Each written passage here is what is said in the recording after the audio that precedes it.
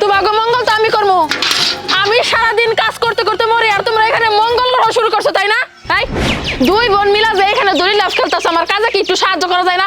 2 দিন পর বিয়ে দিয়ে দিলে শ্বশুর বাড়ি থেকে খালি বিচার আসবো। আপনাকে মাইয়ারা অকম্মার ঢেকি কিচ্ছু কাজ করতে পারে না। আমার সাথে কাজ করবো, চলো।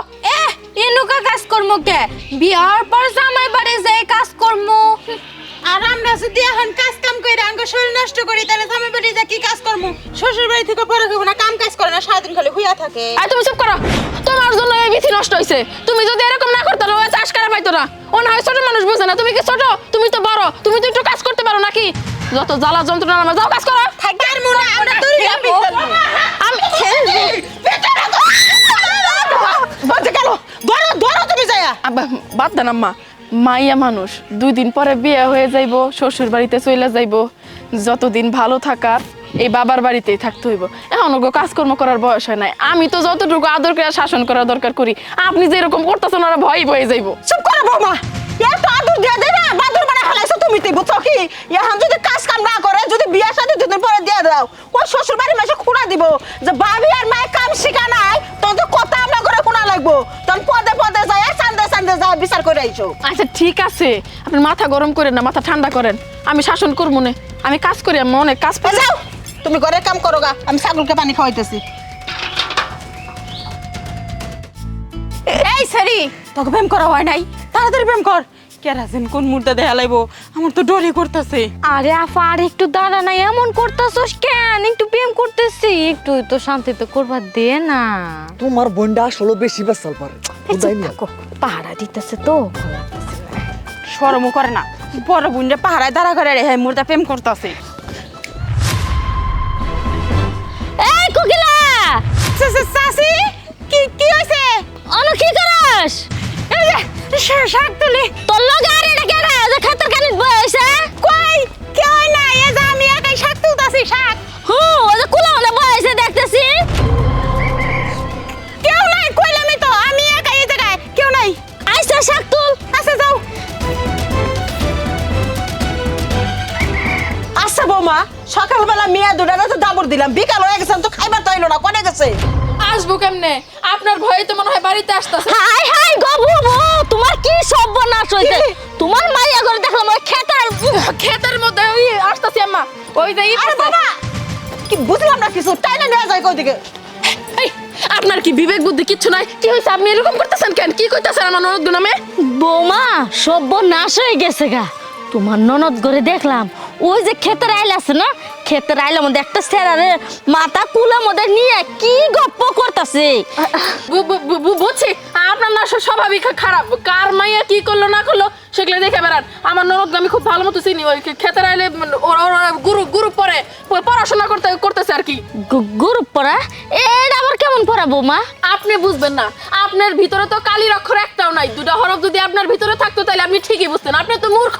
আচ্ছা আমার একটা কথা কোন তো, a+b² এটার সূত্র কি? এটার নাম শুনছেন কখনো? এটা কি খাই না মাথা দে? এই যে পুতায় গেছেন, আমি জানতাম আপনি এরকম করবেন। যে মূর্খ মানুষরা বুঝায় কোনো লাভ হইব না। আপনি এসব বুঝবেন না, ওরা গ্রুপ পড়া পড়তেছে। আপনি জান, আপনি আপনার মায়ের চিন্তা করেন, আমার ননদ চিন্তা করতে হইব না। বুঝছি, আল্লাহ বাঁচাইছে। এমন পড়া পড়ি নাই, এরম পড়া আর পড়বার চাই না। তবু তবু আস্তাগফিরুল্লাহ। আল্লাহ আল্লাহ। স্বাভাবিক খারাপ না, স্বাভাবিক খারাপ।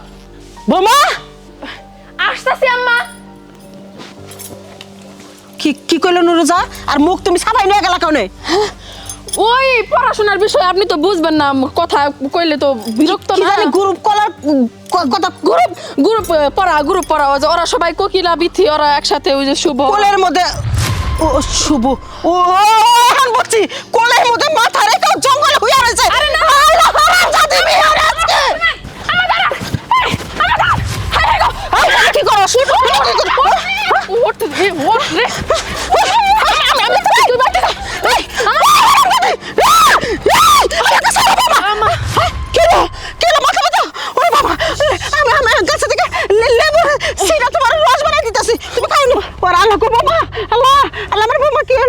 বৌমা আমার মনটা কইতাছে ওরা টুকরা টুকরা করে কাইটা বস্তা করে যমুনা নদীতে বাসা দেয়। এই হারাম জাতি করলে গেলে আমি বিয়া সাথে বই নাই, ওর বাপটা ওরা ছোট থাকতে বই না গেছে গা। ওকে মুখের দিকে তাকাই আমি আছে এই চুলটারে। দেখেন আম্মা, এলাকার মানুষ কিন্তু এখনো জানাজানি হয় নাই, কিন্তু আপনি যেভাবে চিৎকার চেঁচামেচি করতেছেন, আপনার চিল্লানি শুনে সবাই কিন্তু আইসা পড়বো, মান সম্মান কিন্তু থাকবো না।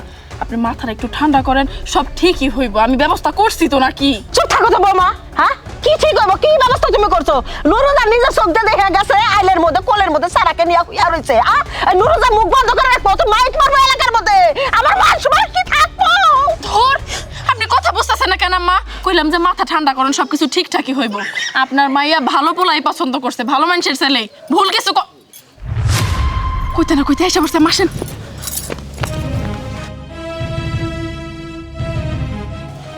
আসসালামু আলাইকুম। ওয়ালাইকুম সালাম। বেআইন সাহেব ভালো আছেন? আপনি চিন্তার কোনো কারণ নাই, আপনি এত টেনশন করেন না। আপনি সমস্ত টেনশন দূর করে দিছে একমাত্র আপনার পুত্রবধূ। আরে আদর্শ পুত্রবধূ, এইরকম আদর্শ পুত্রবধূ যেই ঘরে আছে ওই ঘরে শান্তি ছাড়া অশান্তির কোনো বাহানাই নাই। শোনেন, আপনার মেয়ে আমার পছন্দ হয়েছে, ইনশাল্লাহ আপনি যদি রাজি থাকেন আমার ছেলে দিয়ে বিয়ে করাই দিয়ে যাবো আগামী শুক্রবারই ফাইনাল। আমি তো বিয়ে রাজি, কিন্তু আমার বৌমা এত বড় একটা কাজ করে আইছে, আমি তো জানি না। আমি আরো আমার বৌমারে কত অপমান করলাম, কত লাঞ্ছনা দিছি আমার এই বৌমাটারে। বৌমা তুমি আমার মাফ করে দাও। হ্যাঁ, এখন কি এসব কথা বলার সময় নাকি?